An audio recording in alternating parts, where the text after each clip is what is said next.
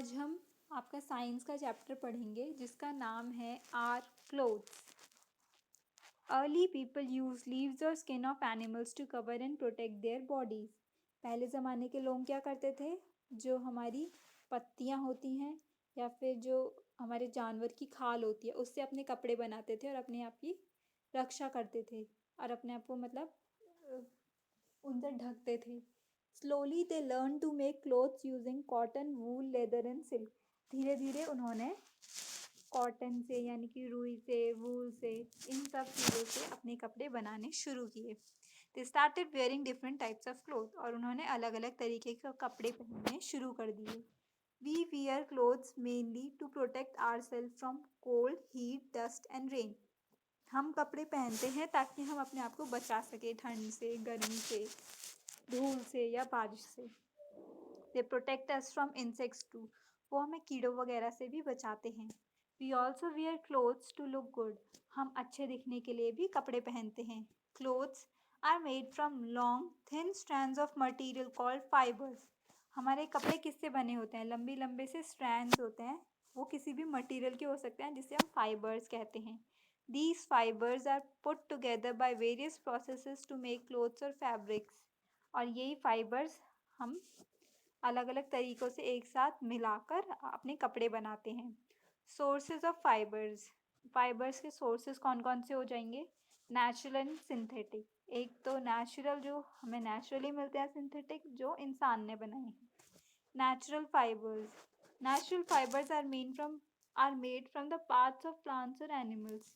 Natural फाइबर्स जो कि हम जानवरों से या फिर पेड़ पौधों से बनाते हैं। Fibres like cotton, jute and linen are obtained from plants, whereas wool, silk and fur are obtained from animals.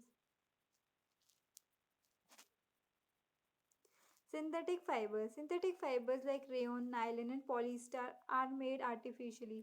Synthetic fibre यानी कि जो इंसानों ने बनाए हैं, जैसे कि रेयन हो गया, नायलन हो गया, ये सब हम नेचर से ना लेकर खुद आर्टिफिशियली बनाते हैं। These are also called man-made fibers. इन्हें man-made fibers भी कहते हैं। The clothes made from such fibers dry far fast. Synthetic fabrics are non-porous. ये जो कपड़े इंसान मैन मेड होते हैं ये बहुत जल्दी सूख जाते हैं और ये नॉन पोरस होते हैं, मतलब इनमें पोर्स नहीं होते। Clothes and weather. The type of clothes worn by people depend greatly on the weather and climate of that area. अब लोग कैसे कपड़े पहनेंगे वो इस पे डिपेंड करता है कि वो कैसे एरिया में और कैसे क्लाइमेट में रहते हैं। कि मतलब वहाँ पे अगर ठंड है तो लोग अपने आप को वूलन क्लोथ्स पहनेंगे, गर्मी है तो वो कॉटन और लाइनन के क्लोथ्स पहनेंगे। During winter people wear woollen clothes to protect themselves from cold. वही सर्दियों में ठंडे कपड़े, वूल के कपड़े, ताकि वो अपने आप को ठंड से बचा सके, और गर्मियों में कॉटन और लाइनिंग की। These clothes are light and have pores that absorb sweat. ये कपड़े जो होते हैं हल्के होते हैं और इनमें ना पोर्स बने होते हैं जो हमारे पसीने को सोख लेता है। This allows our body heat to escape and make us feel cool and comfortable. इससे क्या होता है, हमारी बॉडी में जो गर्मी होती है पैदा, वो निकल जाती है और हमें राहत मिलती है और ठंडक का एहसास होता है। When we go outside in the rain, we wear raincoats over our clothes to protect ourselves from getting wet. जब हम बारिश में कहीं बाहर जाते हैं तो हम अपने कपड़ों पर रेनकोट पहन लेते हैं ताकि हम गीले ना हों। Raincoats are made of waterproof material. Raincoats ऐसे कपड़ों से बना होता है कि जिससे वो बारिश के पानी का कोई असर नहीं होगा। Traditional dresses. Various traditional dresses are worn by people in different regions. Traditional dresses, बहुत सारी तरह तरह की ट्रेडिशनल ड्रेस लोग अलग अलग जगहों पे पहनते हैं। They are also worn on special occasions like festivals and weddings. और वो कुछ स्पेशल ओकेजन जैसे कोई त्यौहार हो गया या किसी की शादी हो गई तब भी पहने जाते हैं। Just by looking at the clothes we can tell the nationality of और द ओकेजन और even the religion at times. और हम लोगों के कपड़े देखकर ही बता सकते हैं कि वो किस कंट्री से है या फिर क्या ओकेजन है, मतलब कौन सा त्योहार है। और कभी कभी तो हम उनके रिलीजन यानी कि वो किस रिलीजन को बिलोंग करते हैं, वो हिंदू हैं या मुस्लिम हैं वगैरह वगैरह, या पंजाबी हैं। Some of these clothes have become national dresses. और कुछ कपड़े तो हम बहुत जगहों की नेशनल ड्रेस बन गई है। For example kimono is the national dress of women of Japan.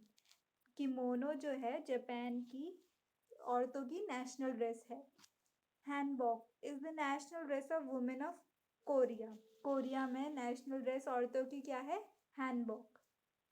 And sari is the national dress of women of India. और इंडिया में हमारी क्या है वुमेन्स की नेशनल ड्रेस? वो है साड़ी।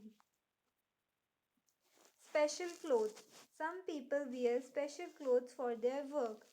अब कुछ लोग अपने काम के लिए भी अलग तरीके के कपड़े पहनते हैं। We can identify these people by the clothes they wear. और हम इन्हें पहचान सकते हैं जिस तरीके के कपड़े पहनते हैं। The doctors wear white cloth quotes. जो हमारे डॉक्टर होते हैं वो एक वाइट कलर का कोट पहनते हैं। A deep sea diver wear a waterproof suit and flippers which help them to swim easily. अब कोई अगर गहरे समुद्र में गोता लगाने जा रहा है तो वो एक वाटर प्रूफ सूट पहनेगा जिससे पानी उसके अंदर ना जाए, और फ्लिपर्स जो इसे आगे पीछे चलने स्विम करने में तैरने में मदद करते हैं।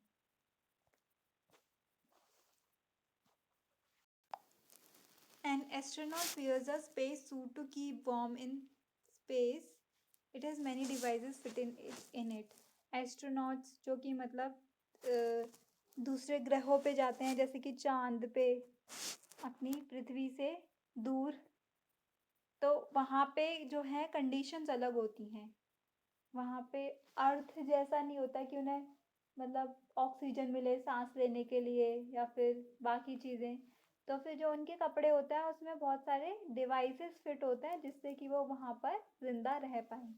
Mechanic wears an overall, it covers the body from neck to feet. अब एक मैकेनिक होगा क्योंकि उसे तारों तार वगैरह से उसे काम करना होता है और बिजली वगैरह से वो कांटेक्ट में आता है, तो फिर उसके कपड़े ऐसे होते हैं कि उसकी पूरा बदन उस कपड़ों से ढक जाए ऊपर से नीचे तक।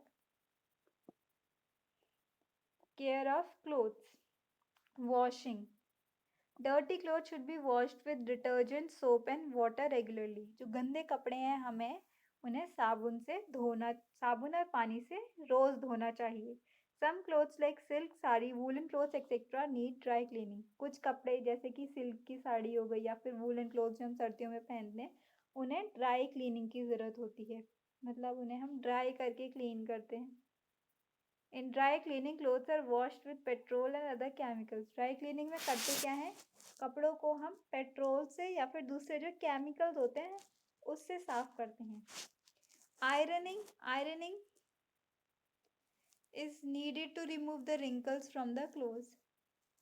जो आयरनिंग यानी कि हम जो प्रेस करते हैं वो किस लिए करते हैं, ताकि जो कपड़ों पे रिंकल्स आए हुए हैं यानी कि सिलवटें जो आ जाती हैं वो चली जाए।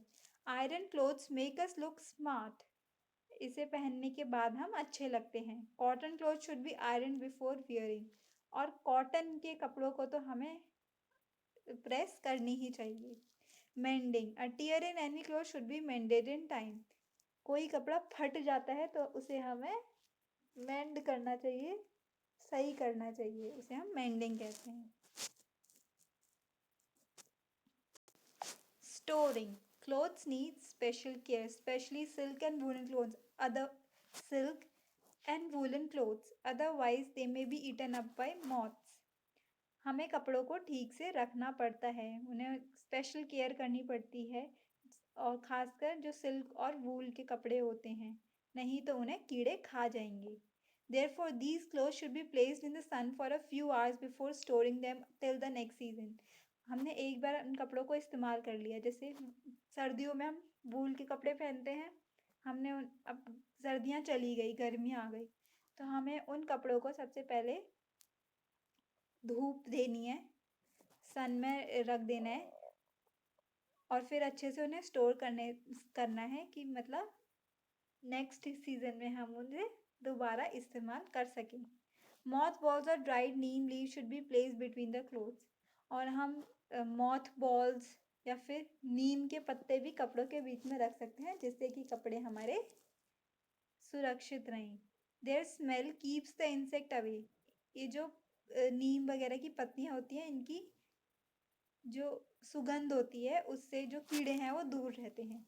Proper care of clothes make them last longer. अगर हम अच्छे से देखभाल करें अपने कपड़ों की तो वो लंबे समय तक सही बने रहते हैं।